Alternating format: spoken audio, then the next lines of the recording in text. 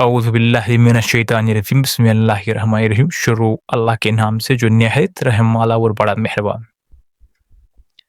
तो आज हम तमाम व्यूअर्स को दिल की गहराइयों से शुक्रिया करते हैं, वेलकम करते हैं, जिन्होंने हमें इतना फॉलो किया है और सब्सक्राइब किया है।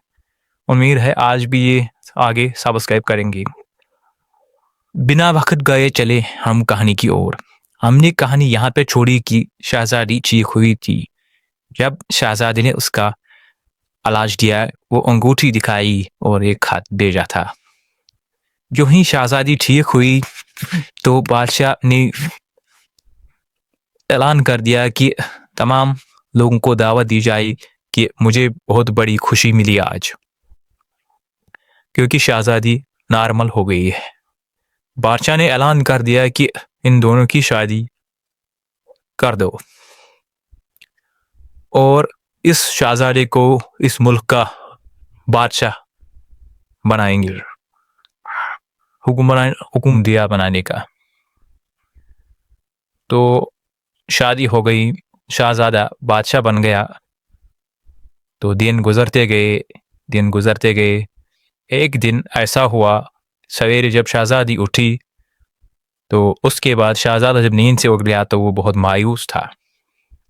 शहजादी ने पूछा, बादशाह सलामत, क्या वजह है, आप इतने मायूस क्यों? शहजादे ने एक जवाब दिया मायूस अंदाज में, मैंने आज एक सपना देखा जिसमें मैंने अपने माँ बाप को बहुत बीमार देखा।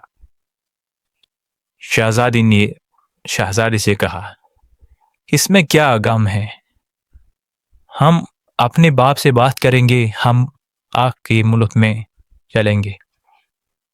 शहजादी ने अपने बाप से ये बात कही कि लड़के ने, शहजादे ने आज ये सपना देखा, सपने में उसने अपने माँ बाप को बहुत बीमार देखा है। वो अपने घर की, उसे घर की याद आती है। बादशाह ने हुक्म दिया, कोई बात नहीं बेटी, तुम जाओ अपने साथ लश्कर और कुछ नौकर चाकर ले के जाओ, क्योंकि रास्ता बहुत लंबा है। तो कुछ दिन के बाद ये फैसला हो गया, इन्होंने अपने के साथ कुछ दाएं वजीर, फौज लश्कर साथ उठाकर चल दी शहजादे की मुल्क की तरफ। सफर लंबा चौड़ा था, कुछ सफर, एक दिन 2 दिन सफर करके तो एक जगह पे इनको अब रात लगी। यूं ही रात लगी तो डेरा वेरा बांधा, टेंट वेंट बांधी, सब छीमा बांध गए। तो शहजादे ने अपनी शहजादी से कहा, चलो हम यहाँ थोड़ा बैठेंगे जरा हट के। शाम होने वाली थी। शहजादा इस सोच में था, मैं क्या सोच रहा था, जिंदगी क्या दिखा रही है। तो शहजादी इसके गोद में लेट गई, सो गई।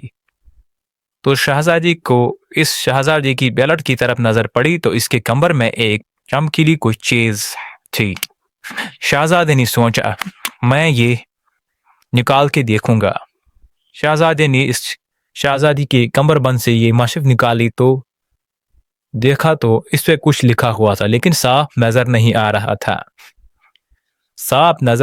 था। शहजादे ने आहिस्ता आहिस्ता शहजादी का सर नीचे रखकर थोड़ा रोशनी की तरफ निकल गया।